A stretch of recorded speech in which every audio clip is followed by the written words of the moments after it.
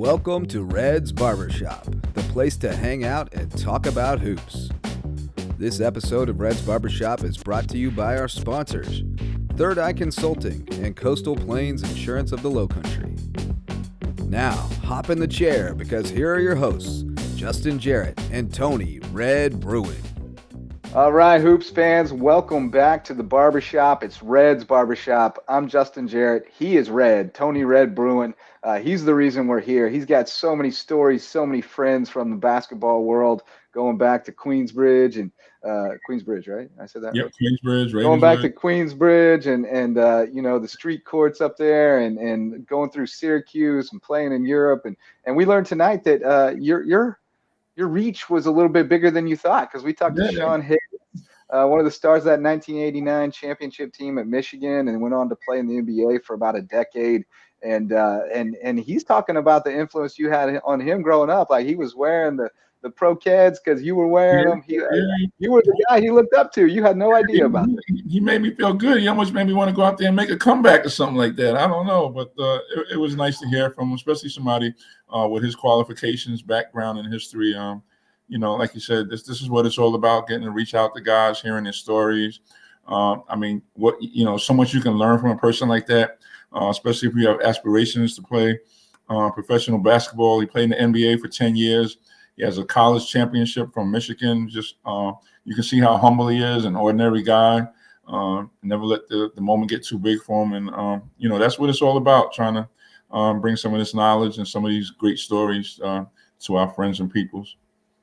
Yeah, it's great stuff. So we did have some difficulties with his connection, so he dropped out a few times, maybe a little disjointed. We'll clean it up the best we can, but there's some really great stuff in there, so bear with us on the connection issues and hear what Sean Higgins had to say, because it's good stuff. Up next, after we hear from our sponsors right here on Red's Barbershop. This episode of Red's Barbershop is presented by Third Eye Consulting, LLC and Coastal Plains Insurance of the Lowcountry. Our friend Peter Haber and Third Eye Consulting have a proven track record of providing homeowners associations, condo boards, landlords, and property owners with solutions that actually work. Peter has a proven track record of positive results and dedication to his clients' needs.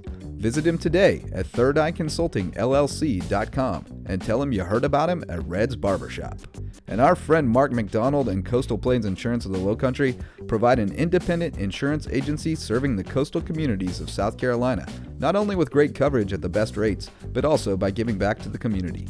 For all your insurance needs in coastal South Carolina, visit Coastal Plains Insurance of the Lowcountry at cpilowcountry.com and tell them their name came up at Red's Barbershop.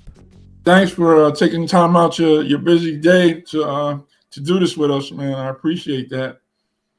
I'm not busy. How'd you get the word? I'm just hanging out, man. It's Tony Red Brewing, dude. I grew up on Red. What y'all talking about? You living in Vegas. There's 100 things you could be doing right now, so we appreciate it. No, it's too hot. Hey, Red, it's hot out here, bro. I'm in the house right now. I did hear that. They said it might be 115 one of them days or something like that. Yo, dude, it was like, 105 or something today. Ooh. Wow. No thanks. That's we thought we had a high here, Red, but that's hot, man. That's the real hot. That's a different kind of hot.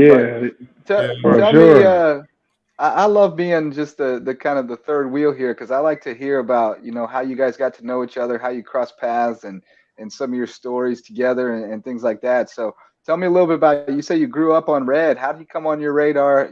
How did you come to know this guy? Man, listen, for one, my story, starts in the Midwest as it relates, to, my sports and, coming up. I was born in Detroit, right. And I was raised up in Ann Arbor, Michigan, so I was up there with the Ricky Greens and the Mike McGee's and Magic Johnson being at Michigan State. And so, Red was a part of that class, Isaiah Thomas and all those guys back then. So I was always a fan and almanac, man, when it came to the history of the game, because my old man played basketball.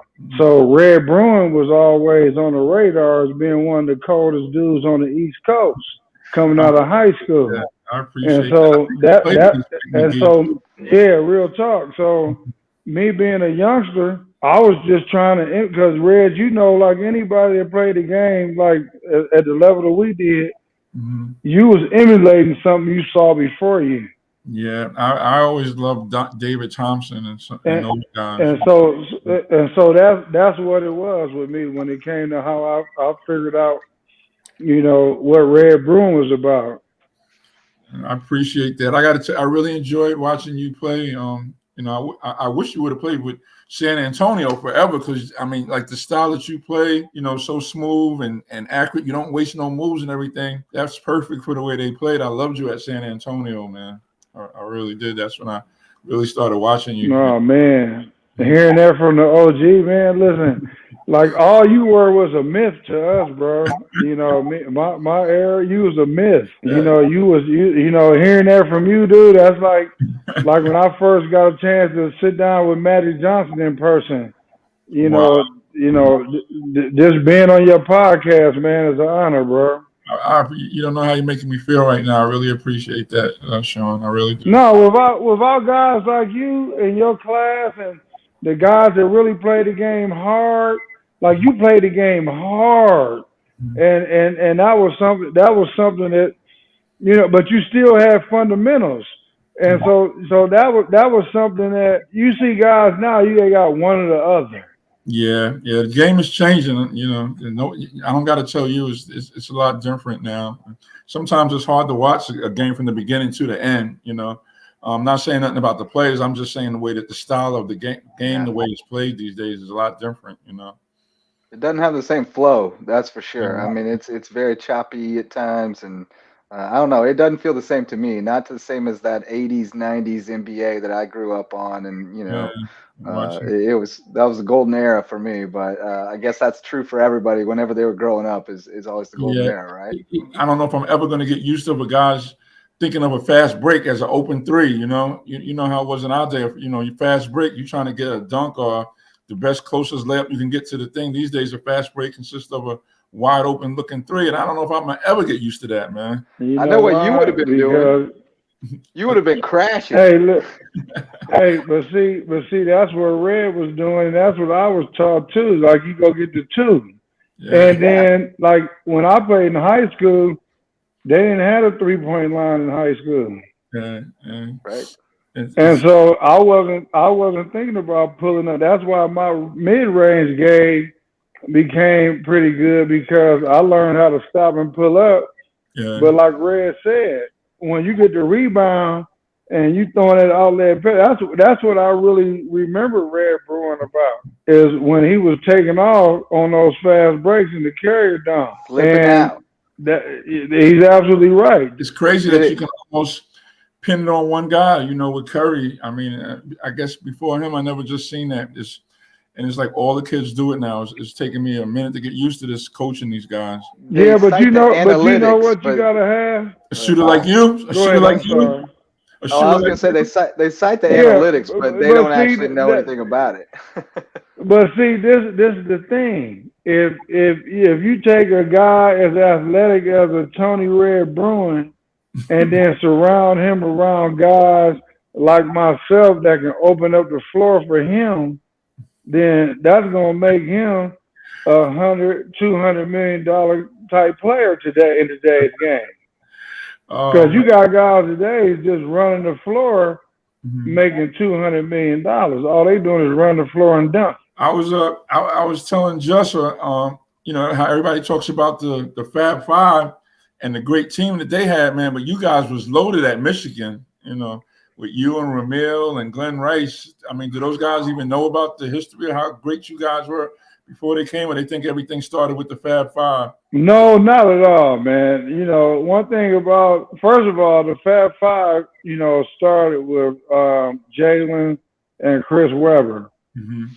Yep. Jalen Rose and Chris Webber, you know, being from Michigan, they were always around us when we were, you know, in school. Okay. And so they would come up in the summer and play with us in the summer league. Okay. And they always saw us on television. And then you have Juwan Howard, being right down the 94 freeway, which is only a 3-hour drive to Chicago. So it was And never. so they had a Jalen was relationship. coming in. You guys knew early on that those guys were coming there when they was playing with y'all. Well, I'm not gonna say we knew they were coming, but the culture of our program, just like Syracuse, you knew the young kids in high school that grew up on that orange and that carrot dog. You knew when y'all was rocking the house, you know, Coach Boeheim had an advantage. Yeah. With the local guys, that was the top kids. Yeah. You know, just like you was texting me, you was saying how, you know, you helped, you know, recruit Pearl. Yeah. Yeah. And, you know, so it was just like a brotherhood. So that's how the Fab Five came about, because of our crew. And Chris and Jalen will tell you, Jawan will tell you. And then they was able to go to Texas and get Jimmy King and Ray Jackson. Right. Those guys. And so, because they all went to camp together, and Red, you know, coming out as one of the top high school players in the nation, you going to the camps, so you developing relationships with all these guys. Yeah. I know, like, you guys big three with yourself and Glenn Rice and Ramil. Who else did you guys have that filled it in? Would you guys have been would that have been a good game against you guys and Jalen and them? I mean, I know we just man, you know, just hypothetical, yeah. Three NBA dudes off the top. That's pretty good. Yeah. Hey man, it have been like it would have been like Muhammad Ali and Joe Frazier. You know what I mean? It'd have been like you trying to fight your little brother, like you used to be able to whoop him, but now he ain't got bigger. Right. You know what I mean? You know, you used to be able to slap your little brother around. Yeah. Okay, cool. And like your little brother and got bigger. Your little brother and got bigger now. He might be able to whoop you now. You know what I mean? So you gotta stay on your P's and Q's.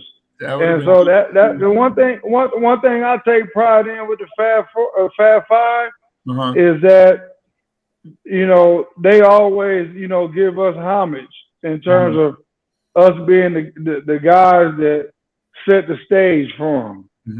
And, you know, I played with two of your, you know, fellow Orangemen, Derek Coleman and Billy Owens. DC, yeah, I'm gonna have Billy on not too far future too. Yeah. Oh my God, man! I love playing with Billy. I mean, I know they always give homage. Yes, sir. They always give homage to the old Syracuse Orangemen, like Red, man, and Pearl, and all those guys. That's why they always talk about it. I went to Syracuse because of Tony Bruin, Pearl Washington. I appreciate that. Hey man, I had that Michigan bucket hat back in the day. You guys had me on the bandwagon with you know, you guys got it started, and then the Fab Five got me all hyped up. So yeah, I was in on that trend. But tell me about that season and Coach Fisher taking over mid-season and putting you guys, you know, taking you guys on the run through the postseason. That had to be kind of a wild ride and a little bit of a roller coaster at times, but man, you found something special there at the end. Yeah, man. You know, I mean, you gotta take your hat off to Coach Fisher for being able to step on top of take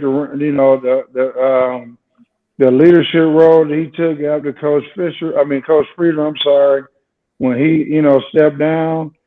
But, you know, us as players, man, we had already had a relationship with Coach Fisher, because Coach Fisher, one thing I will give credit to is Bill Frieder.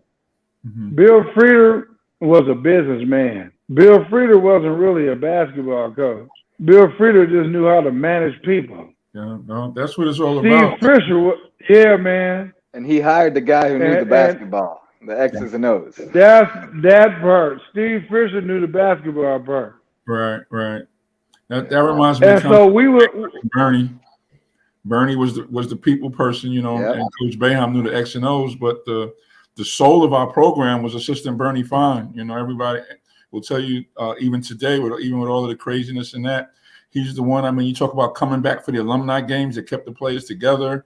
I mean, I had an operation on my hip, and the first call when I got out was Bernie Fine. There's a lot of times, like you said, it's the coach that's the people person that sticks out the most to you, man. You know. Got to have that right hand man. I spent a lot of time, Red, on the phone with Bernie Fine, bro. When I was a kid, Syracuse recruited me hard. Okay.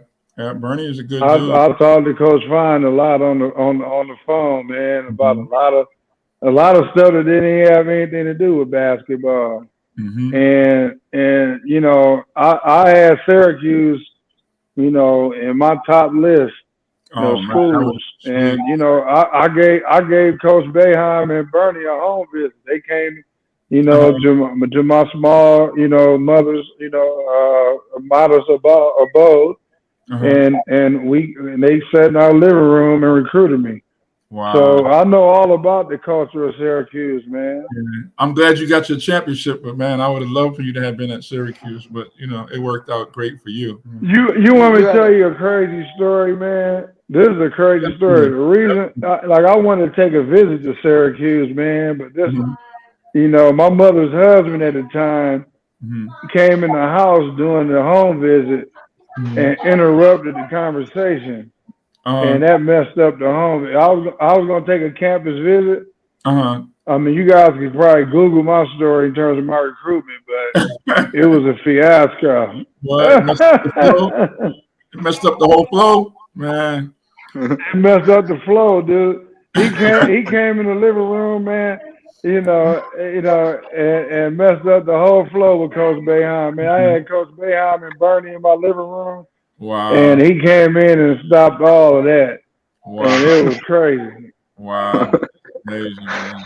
Well, it all worked out for you. You got to play a whole bunch of different places. You got to play overseas a couple of years, and I guess you'd say a journeyman career in the NBA. Kicking around a few different teams, but got to see the country too in that way. So, reflect a little bit about your opportunity to play professionally for as long as you did, and just what went into that. I mean, I'm looking at it, man. You've been there like 10 years. Not too many people. You're breaking up a little. You're breaking up a little bit. Hold on. Can you repeat the question one more time? Yeah, I was just saying that it worked out well for you. You got an opportunity to play several years in the NBA as well as a couple over in Europe and play in a bunch of different places. So just tell me a little bit about your experience as a pro and that lifestyle of not knowing what city you're going to be in year after year and all that. So look, man, anytime you have an opportunity to play in front of like thousands of people, basketball players are just like, artists, man. We like to perform. And so, to answer your question, how was it to play overseas? How was it to play in the NBA? The fans are that's what does it. And I'm not being cliche-ish. Any cliche has a certain grain of truth. And I'm being total truth with you right now. I played the game because I wanted to hear the roar. Excitement. Anytime I could do my thing and make the crowd say, ah, that's what like freaked me out. I played football first, man. That was my first sport.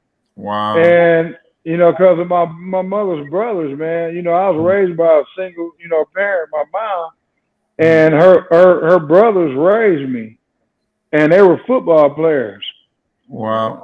Like my build doesn't suggest it, but when I was young, I used to be a man, and so I played basketball because of the roar of the crowd. You can hear the fans better when you play basketball than when you play football.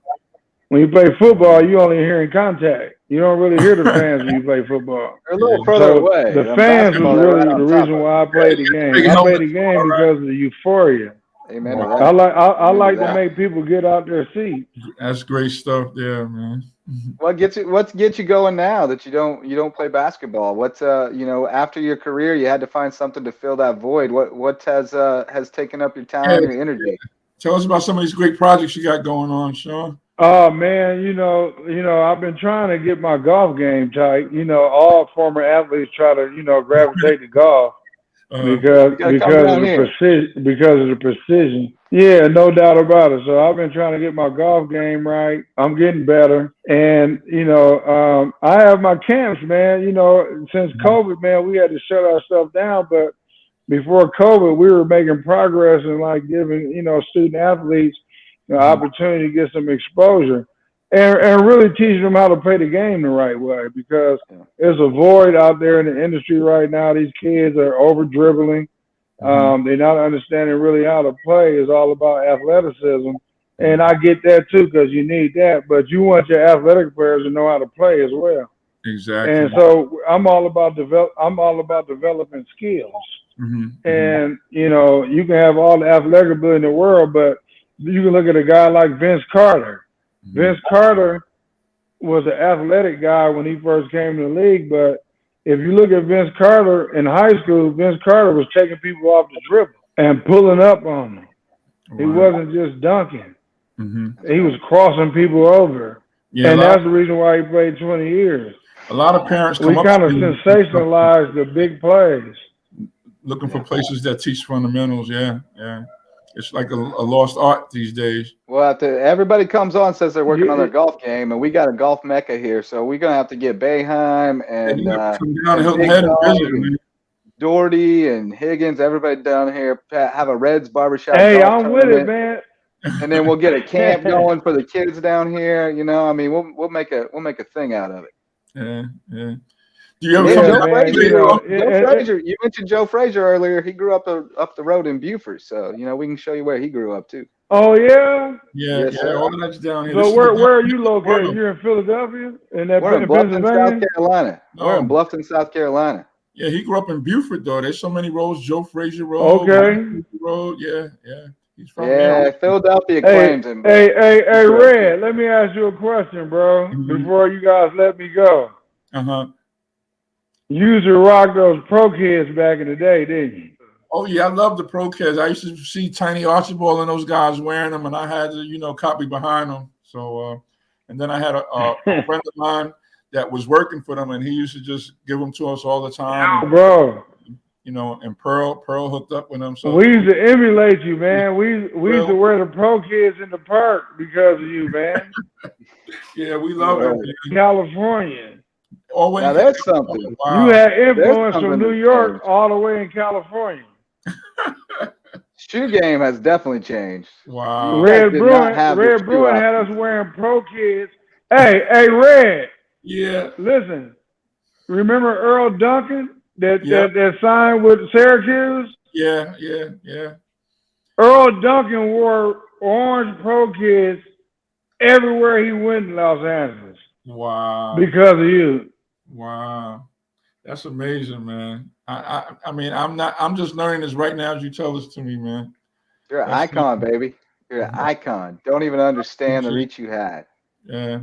I appreciate you coming on so much. I could probably talk to you till tomorrow and just cold hard facts. Red had you were an influencer before anybody knew what an influencer was, man. Yeah, it just means Hey, I had the Street Smith with Red Bruin in it, bro. Red Bruin was like even with hip hop, when I moved from Michigan to the West Coast, all the West Coast cats was trying to emulate the East Coast with hip hop, basketball, everything. So Red Bruin was out when Run DMC was out. So all the West Coast guys was trying to be like Tony Red Bruin because he was on ESPN. Didn't even have them glasses back then. They got that Run DMC glasses now. Hey, listen, all of you young guys, listen to me. I'm telling you now, Tony Red Bruin is an influencer. I appreciate you big time, man. Yes, sir. Hands down. I shot a text to the biggest Michigan fan I know and let him know we were on with you. And he said, hell yeah. Go blue, baby. Still remember the 89 championship. I was 12. So no, for sure. Got big fans out there. Jason Bruni, big fan. That's something they can't take away, just them championships, man. Flags fly forever, baby. That banner's not going anywhere. That's all yours. All right, man. Hey, I love you guys, man. Appreciate having me on the show, man. Thank you so much. We gotta get you down here. Back with you. And I'm gonna call you about that basketball stuff we was talking about earlier in the week. Definitely. We're going to definitely chop that up. Thanks, guys. Okay. All right. Thank you. Yeah, man. Thanks a lot, Sean Higgins. We'll be right back with more here on Red's Barbershop.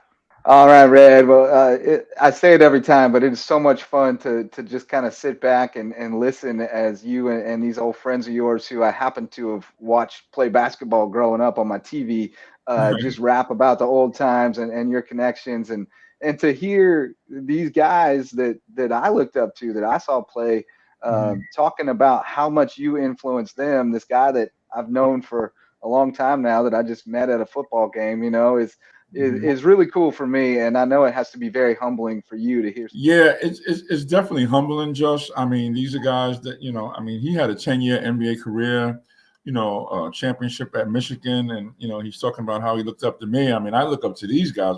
I mean, like you said, those college championships don't come by easy, and those are things that people can't take from you once you get it. It goes down in history.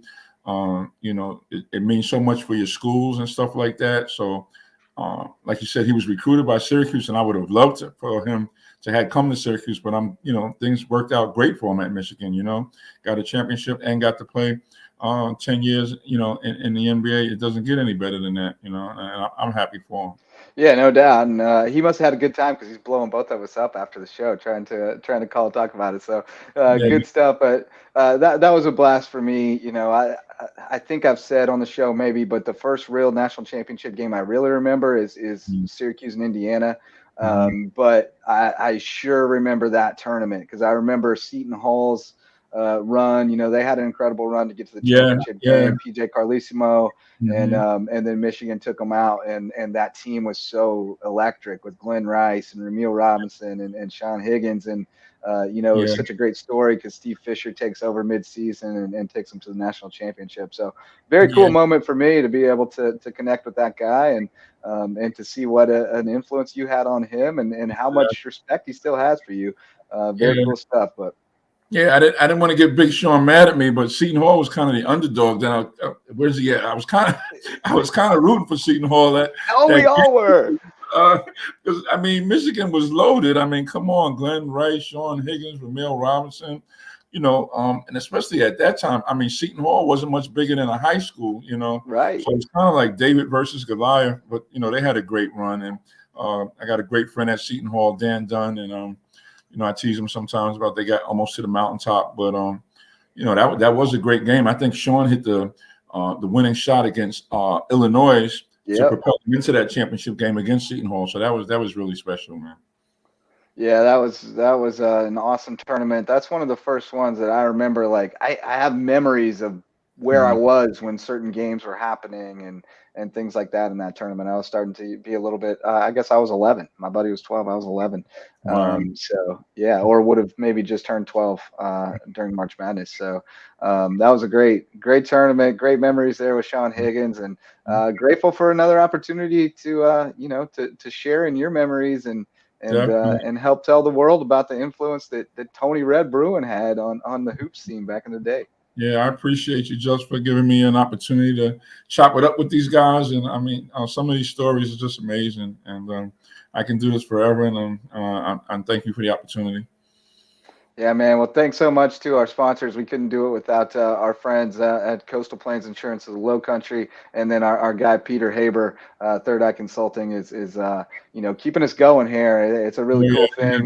You got some very good friends out there, Red. Yeah, thanks, Mark McDonald. Thank you, Peter Haber. We love you guys, man. Couldn't do it without you. Yep, always looking for more sponsors, and we're going to start cranking out more episodes here. I've got my business under me, got football season off and rolling. We got a bunch of cool stuff happening at locosports.com if you happen to be here in the Low Country, and if not, check it out anyway. See what we're doing. We're trying to change how we cover local sports in this day and age, and doing it on a shoestring budget, but still getting those kids the coverage they deserve. And right, they deserve it, man. They definitely deserve it. They work hard. They're doing their thing in school. They deserve us to try to help them get that opportunity. Yeah, I'm going to go see some of your boys out there Friday night, Ridgeland and Whale Branch. So thanks so much to our sponsors. Thanks so much to Sean Higgins for not only sitting down with us, but actually reaching out to us and saying, I want to be your next guest. That's cool stuff, man. Word's getting out about Red's Barbershop. So you got to know him. And thanks so much to everybody who listened or watched. Thanks for showing up to the barbershop. We'll see you next time. We got to go get a trim. Yeah, I'm right behind you. Thank Lights you. out, baby. All right, guys.